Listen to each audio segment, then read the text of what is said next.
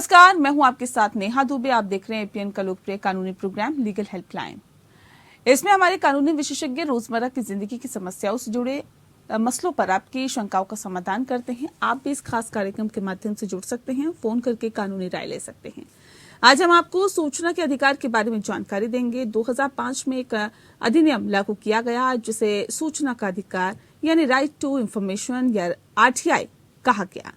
इसके अंतर्गत कोई भी नागरिक किसी भी सरकारी विभाग से कोई भी जानकारी ले सकता है। बस शर्त यह है कि आरटीआई के तहत पूछी जाने वाली जानकारी तथ्यों पर आधारित होनी चाहिए, जैसे आपके इलाके में विकास के कामों के लिए कितने पैसे खर्च किए गए और कहां खर्च किए गए, आपके इलाके की राशन की दुकान में कब और कितना राशन आया, स्कूल कॉलेज और हॉस्पिटल में कितने पैसे खर्च हुए। ऐसे सवाल आप सूचना का अधिकार अधिनियम के तहत पूछ सकते हैं। ये तो थी बुनियादी जानकारी। सूचना के अधिकार की ज्यादा जानकारी देंगे आज के हमारे कानूनी विशेषज्ञ अधिवक्ता ऋषिपाल सिंह जी। बहुत स्वागत है ऋषिपाल जी आपका। अगर आपका भी कोई सवाल है, आप भी सूचना के अधिकार से जुड़ा हुआ कोई भी सवाल पूछना चाहते हैं तो आप फोन करके कानूनी राय ले सकते हैं। फोन नंबर्स आपकी टीवी स्क्रीन पर फ्लैश कर रहे हैं। तो फोन लाइन्स खुल चुकी है। सूचना के अधिकार से जुड़ी हुई कोई भी जानकारी आपको चाहिए तो आप हमें कॉल कर सकते हैं। तो ऋषिपाल जी हमारे साथ जुड़ा हुआ है। ऋषिपाल जी, सूचना का अधिकार क्या है, किन फैसले के तहत ये अधिकार हमें मिला है? देखिए नेहा, सूचना का जो अधिकार है वो एक ऐसा बुनियादी अधिकार है जो अगर वो अधिकार ना हो तो हम लोकतंत्र की कल्पना नहीं कर सकते। लोकतंत्र के अंदर जितनी संस्थाएं होती हैं वो कहीं ना कहीं जो एक सम्मिलित संस्थाएं होती है, पब्लिक फंड से बनती है। तो जब वो पब्लिक फंड से बनती है तो उनकी जो कार्यविधि है उस कार्यविधि के बारे में जानकारी रखना पब्लिक का अधिकार होता है। यानी वो पब्लिक अथॉरिटी जो पब्लिक के फंड से बनी है वो किसी भी इंफॉर्मेशन को पब्लिक से शेयर करने से इनकार नहीं कर सकती। उसकी कार्यविधि वो कैसे कार्य करती है, उनकी जवाबदेही क्या है, उनकी पारदर्शिता, किस तरह से वो लोग काम कर रहे हैं, पारदर्शिता क्या है, क्या इनकम है, क्या एक्सपेंडिचर है, कार्य करने का तरीका क्या है, वो सारी की सारी जो सूचनाएं होती है आप उसको सूचना के अधिकार के द्वारा प्राप्त कर सकते हैं। और ये इवन बल्कि ये आजादी के पहले से भी अगर महात्मा गांधी की बहुत सारे ऐसे भाषण से कभी बहुत बार हमें ऐसा उल्लेख मिलता है कि सूचना के अधिकार की जो प्राथमिकता है या उसका उद्देश्य तब भी कहा गया, लेकिन अल्टीमेटली सूचना का अधिकार जो है वो 2005 में आया। लेकिन इम्पोर्टेंट जो जजमेंट इसके अंदर था वो राजनारायण वर्सेस इंदिरा गांधी वाले जो बहुत महत्वपूर्ण जजमेंट हम सब लोग जानते हैं, उसके अंदर पहली बार ये महसूस किया गया कि सूचना का जो अधिकार होता है सरकार के पास, जो सरकारी कार्य प्रणाली होती है उसके अंदर भी जो इलेक्शन से रिलेटेड जो इन्फॉर्मेशन थी उन इन्फॉर्मेशन को मांगा गया था। तो उस केस के बाद ये निर्धारित किया गया कि सूचना का अधिकार जो है कहीं ना कहीं मौलिक अधिकार के रूप में उसको परिभाषित किया गया, उसको माना गया, अल्टीमेटली उसको एक कानून के रूप में जो शामिल लाया गया। तो सूचना के अधिकार को इसलिए महत्वपूर्ण हमने माना है कि सूचना के अधिकार के बिना किसी भी रूप से हम लोकतंत्र की कल्पना नहीं कर सकते। और जितने भी एजेंसीज हैं और विशेष तौर पे जिनको विशेष जैसे मान लो कोई इंटेलिजेंस एजेंसी है या सेना है, उनको छोड़ के बाकी जो चीजें होती है वो सब सूचना के अधिकार में आती है, क्योंकि कहीं ना कहीं वो पब्लिक फंड से गवर्न होती है। जी ठीक है सर, ये तो आपने बता दिया कि कब लाया गया था, लेकिन इसको लाने का मकसद क्या था? आरटीआई एक्ट आखिर क्यों लाया गया था, इसको भी थोड़ा सा बता दीजिए। देखिए, सूचना के अधिकार को जब से आजादी मिलने के बाद से जब संस्थाएं अपना काम कर रही थी तो पब्लिक जो है, पब्लिक को जानकारी नहीं होती थी कि ये कार्य जो हो रहे हैं किस प्रकार हो रहे हैं, इसमें क्या कोई मान ली कोई प्रोजेक्ट है, उस प्रोजेक्ट के अंदर कितनी इन्वेस्टमेंट हो रही है, वो कितने दिन में कंप्लीट हो रहा है, उन पर कौन कौन अधिकारी काम कर रहे हैं, उसमें क्या फायदा हुआ, अगर मान लो कोई बिड लग रही है तो उस बिड में कितने लोगों को जानकारी हुई। और जो विशेष तौर पे ये राजनारायण वाला जो केस था, इसके अंदर जो इलेक्शन से रिलेटेड बात थी कि इलेक्शन से रिलेटेड जो इन्फॉर्मेशन है वो कैसे निकाली गई। तो ये सब चीजें जो है ये इसी अधिकार को से लाए गए, क्योंकि पब्लिक जो है, पब्लिक का ये अधिकार होता है कि सरकारी जितने संस्थाएं हैं वो कार्य कैसे करती रहे, उनके ऊपर एक जवाबदेही बनी रहे, उनके ऊपर अगर पारदर्शिता होगी। इसका अर्थ है कि जो वो उस विभाग से संबंधित जितने प्रोजेक्ट हैं, जितने काम है, वो काम पब्लिक डोमेन में है, पब्लिक की नॉलेज में है। और अगर वो काम नहीं होते या वो काम खराब होते हैं या गलत होते हैं, समय पे नहीं हो पाते, किसी भी तरह से उनमें कोताही होती है, तो उसकी जवाबदेही किसके पास होगी? अगर मानिए सरकारी विभाग एक ही है, सरकारी जो सरकारी लोग मिलके और फिर सूचना को मान लो नहीं सामने आने देना चाह रहे, तो जवाबदेही कैसे तय होगी? तो इसीलिए सूचना का जो अधिकार है उसको लाया गया, इसमें सूचना को अधिकार के रूप में दिया गया। यानी कि आपको ये अधिकार है कि आप उस सूचना को मांग सकते हैं और उस सूचना को मांगने के बाद अगर आपको लगता है कि उसको किसी तरीके से आप इस्तेमाल कर सकते हैं, तो आपका वो भी अधिकार है कि आप उन सूचना को इस्तेमाल कर सकते हो। तो कहीं ना कहीं दो उद्देश्य है, एक तो पारदर्शिता, कि पता लगे कि पब्लिक एजेंसी किस तरह से काम कर रही है, दूसरा उनके ऊपर चेक एंड बैलेंस हो सके, उनको ये भी पता लग सके कि अब ये इन्फॉर्मेशन पब्लिक डोमेन में है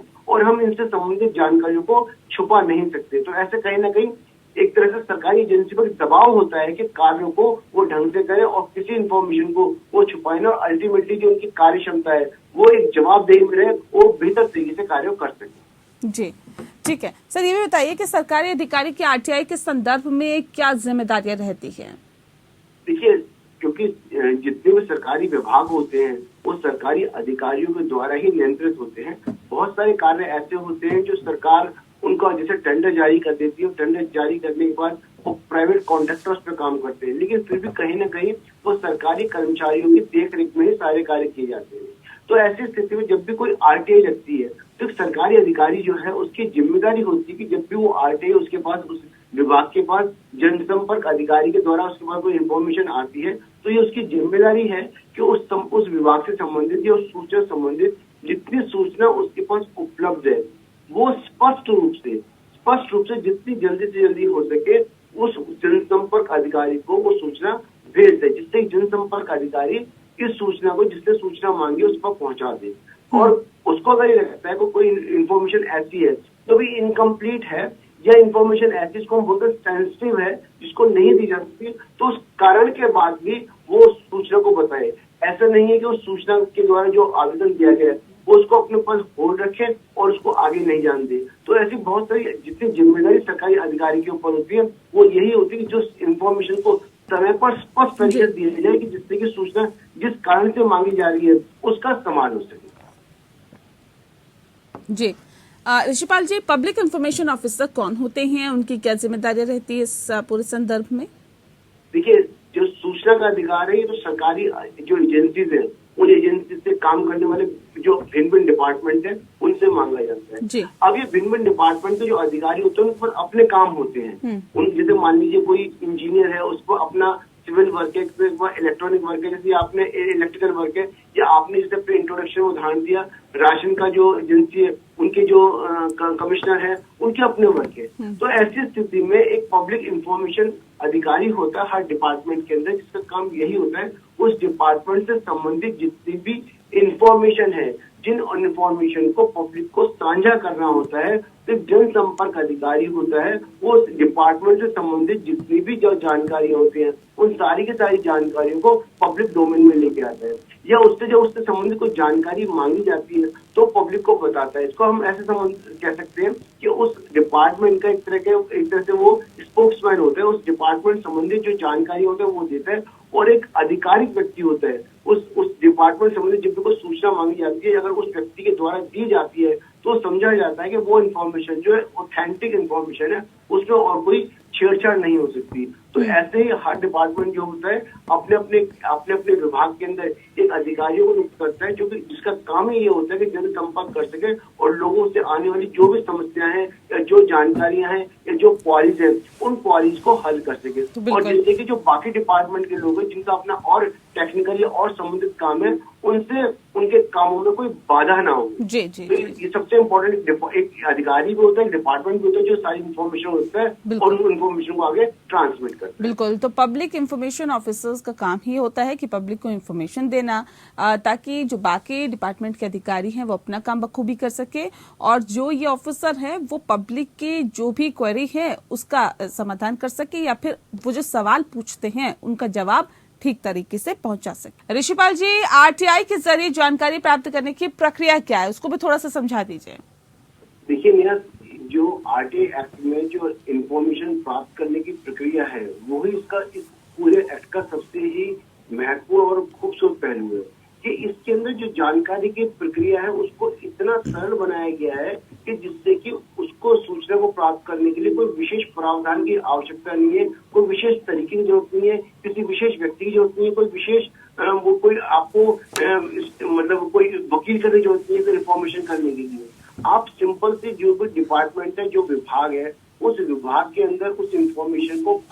इंफॉर्मेशन अंदर, अगर इंग्लिश में लिख रहे हैं इंफॉर्मेशन अंदर आरटीआई एक्ट, ये हिंदी में लिख रहे हैं तो सूचना के अधिकार की तहत सूचना, इस सिंपल से अधिकार में सिंपल से फॉर्मेट, सिंपल से व्हाइट पेज के ऊपर आप अपनी इंफॉर्मेशन को बना सकते हैं और इंफॉर्मेशन को आप उस अधिकार उससे सूचना अधिकार से प्राप्त कर सकते हैं। इसके अलावा दूसरा तरीका जो है ऑनलाइन, आप ऑनलाइन भी जो है वो आप आरटीआई लगा सकते हैं और ऑनलाइन पे फॉर्मेट जो बहुत ईजी है और उसके अंदर केवल आपको 10 रुपए का एक पेमेंट करनी होती है, चाहे ऑनलाइन हो चाहे ऑफलाइन हो, कि 10 रुपए का जो पेमेंट होता है इन्फॉर्मेशन के लिए वो आपको करना होता है। तो उसके हिसाब से आप चीजों को प्राप्त कर सकते हैं और जब भी आपको इन्फॉर्मेशन मांगी जाती है बहुत सिंपल भाषा में आपको आपसे ये उपेक्षा की जाती है किसी व्यक्ति से कि वो जो वो आरटीआई मांग रहे हैं, जो सूचना मांग रहे हैं, बहुत स्पष्ट शब्दों में मांग रहा है और बहुत स्पष्ट शब्दों में जब वो सूचना मांगता है तो उसको बताना आसान हो जाता है। इसलिए और ये भी इसमें प्रावधान किया गया है कि इसके लिए कोई विशेष कभी भी आप किसी एडवोकेट को हायर करने के लिए या किसी विशेष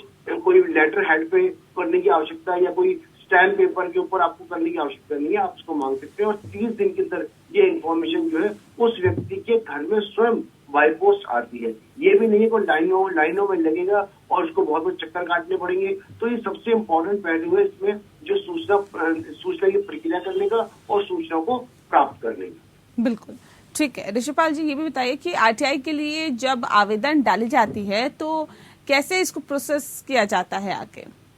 देखिए, जब भी अगर मानिए कोई व्यक्ति किसी विभाग से किसी इंफॉर्मेशन को चाहता है तो सिंपल से व्हाइट पेपर के ऊपर वो एक एप्लीकेशन लिख सकता है और 10 रुपए की जो उनकी फीस है वो उसके साथ लगा सकता है, उस अधिकारी को देगा और जब वो अधिकारी के पास जाएगा जिस दिन से उसको उसकी इंफॉर्मेशन की रिसीविंग होगी, एप्लीकेशन की रिसीविंग होगी, उसके 30 दिन के अंदर अंदर उस अधिकारी का काम ये होगा कि संबंधित विभाग से वो इंफॉर्मेशन लिख के और बाय पोस्ट जो है वो आपको देगा। इन केस अगर आपको ऐसा लगता है कि आपकी जो इन्फॉर्मेशन है वो इन्फॉर्मेशन, दूसरी इंपॉर्टेंट एक हमें बात ध्यान रखनी होगी कि जब भी आरटीआई में हम इन्फॉर्मेशन मांगते हैं तो व्हाट इन्फॉर्मेशन है, यानी हम किसी तथ्य की बात कर रहे हैं या किसी डॉक्यूमेंट की बात कर रहे हैं। तो अगर वो डॉक्यूमेंट ऐसा होता है कि डॉक्यूमेंट बल्कि डॉक्यूमेंट होता है, यानी कि ज्यादा पेजों में डॉक्यूमेंट है, तो ऐसी स्थिति में आरटीआई अधिकारी आपसे उसके जो चार्जेस है उसकी डिमांड भी कर सकते हैं। तो वो डिमांड चार्जेस करने वाले आप आरटीआई में उसको जो इन्फॉर्मेशन है उसको बाय पोस्ट प्राप्त कर सकते हैं। तो इन्फॉर्मेशन को प्रक्रिया के द्वारा जो बनाया गया है वो बहुत सरल बनाया गया और ऐसी भी कोशिश की गई है कि इन्फॉर्मेशन को लेने के लिए आपको बहुत ज्यादा भागदौड़ ना करनी पड़े और ना ही उसके चार्जेस इतने ज्यादा हो कि आरटीआई जो लेना है किसी व्यक्ति के लिए वो अपने आप में बहुत मुसीबत वाला काम हो जाए। तो इसीलिए सारी प्रोसीजर जो है वो बहुत आसान है कि आपका जो एक सूचना प्राप्त करने वाला जो व्यक्ति होता है उसका केवल काम ये होता है कि सूचना के अधिकारी होता है उस खिड़की पर या उसके पास जाके अपनी इन्फॉर्मेशन को उसको दे। फिर ये इंटरनल वर्क होता है, इंटरनल वर्क जो डिपार्टमेंट है वर्क करता है और आपकी सूचना को आप तक पहुंचाता है। बिल्कुल, तो इस तरह से ये पूरा जो डिपार्टमेंट है वर्क करता है और इन्फॉर्मेशन तक लोगों तक कैसे पहुंचती है इन्फॉर्मेशन, ये आपको ऋषिपाल जी बता रहे हैं। सर ये बताइए कि क्योंकि कई बार ये भी कहा जाता है कि आरटीआई जो आवेदन है उसे रद्द कर दिया गया, तो किन कारणों से जो आरटीआई आवेदन है वो रद्द की जा सकती है? देखिए नेहा, एक ये इम्पोर्टेंट बात है कि जब एक व्यक्ति को ये अधिकार है कि पब्लिक अथॉरिटी से वो इन्फॉर्मेशन मांग सकता है, लेकिन उसके बावजूद पब्लिक अथॉरिटी जो होती है, कुछ पब्लिक अथॉरिटी ऐसी होती है जिनके पास इन्फॉर्मेशन को हम वर्ड इस्तेमाल करते हैं, सेंसिटिव इन्फॉर्मेशन होती है, यानी जिस देश की अखंडता, एकता या उससे और ऐसी सारी बातें होती है जिससे कहीं ना कहीं कोई डिस्टर्बेंस आ सकता है। तो उस ऐसी स्थिति में उस आरटीआई की इन्फॉर्मेशन को देने से इनकार किया जा सकता है या किसी और कानून के द्वारा ऐसा प्रोविजन बनाया गया है कि जिसके अंदर उन इंफॉर्मेशन को नहीं दिया जा सकता। हालांकि उसके अंदर भी आपको अधिकार है, आप जा सकते हैं, उसकी अपील कर सकते हैं कि अगर मान लीजिए कोई अधिकारी, कोई गवर्नमेंट जो ऑफिसर है वो आपको उन सूचना को नहीं दे रहा जिन सूचना को लेने का आपको अधिकार है और वो मतलब मैनिफेस्ट इंटेंशन से उन सूचना को अपने पास विदहोल्ड कर रहा है, वो आपको नहीं दे रहा, तो ऐसी स्थिति में आप उसकी जो है अपील लगा सकते हैं, उसकी कंप्लेन कर सकते हैं और वो देगा। लेकिन केवल उसी स्थिति में, जैसे मान लीजिए गोपनीय विभाग है जो हमारा जो जैसे रॉ डिपार्टमेंट है या और बहुत सारे ऐसे डिपार्टमेंट है या सेना की खुफिया डिपार्टमेंट है जिनकी सूचना जो है पब्लिक डोमेन में नहीं होनी चाहिए और गोपनीयता का जो अधिनियम के तहत उनको सीक्रेसी एक्ट में उनको रखा जाता है, तो ऐसी इंफॉर्मेशन को देने से सरकारी अधिकारी इनकार कर सकता है। जी ठीक है सर, सेंट्रल इंफॉर्मेशन कमीशन को क्यों नियुक्त किया जाता है और क्यों इसे बनाया जाता है? कमीशन में कौन होते हैं?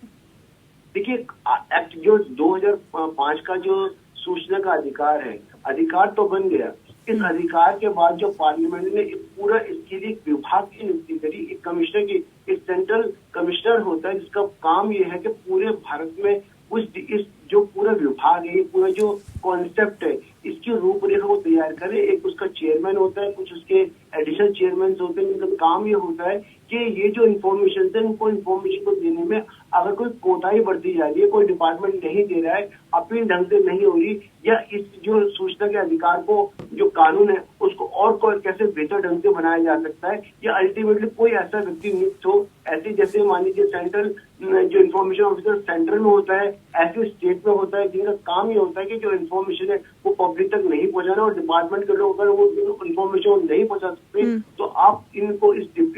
अथॉरिटी को जो आम आदमी कांटेक्ट कर सकता है और उनकी कंप्लेंट की जा सकती है, और उसके बाद वो जो सेंट्रल इन्फॉर्मेशन अधिकारी है वो आपसे उस सूचना को पूछने को उस व्यक्ति से कारण पूछ सकता है। इवन जो सेंट्रल इन्फॉर्मेशन अधिकारी होता है वो हमारे देश में प्रधानमंत्री और विपक्षी नेता तो ये मिलके बड़े लोग जो हैं इनको नियुक्त करते हैं, क्योंकि उनकी जिम्मेदारी जो होती है वो बहुत इंपॉर्टेंट होती है, और एक स्टैच्यूटरी बॉडी होती है, उनका राइट, उनके अधिकार जो होते हैं बहुत इंपॉर्टेंट होते हैं, इसलिए बहुत गंभीर जो मामले हैं वो केवल उनको छोड़ के सभी मामलों के अंदर जो इन्फॉर्मेशन है वो पब्लिक को प्रदान की जाती है। जी बहुत शुक्रिया आपका ऋषिपाल जी, आपने बहुत विस्तार से आरटीआई के बारे में हमारे दर्शकों को जानकारी दी, इसके लिए आपका बहुत बहुत शुक्रिया। इसी के साथ लीगल हेल्पलाइन में इतना ही। नमस्कार।